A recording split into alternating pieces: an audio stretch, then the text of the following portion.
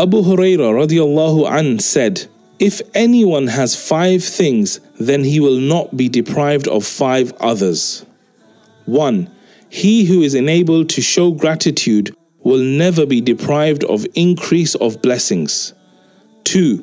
He who is guided to persevere will not be deprived of reward. 3. One who is inspired to repent will not be deprived of its acceptance. 4. One who is enabled to seek forgiveness will not be deprived of receiving pardon. 5. He who is spurred to make a dua is not deprived of an answer.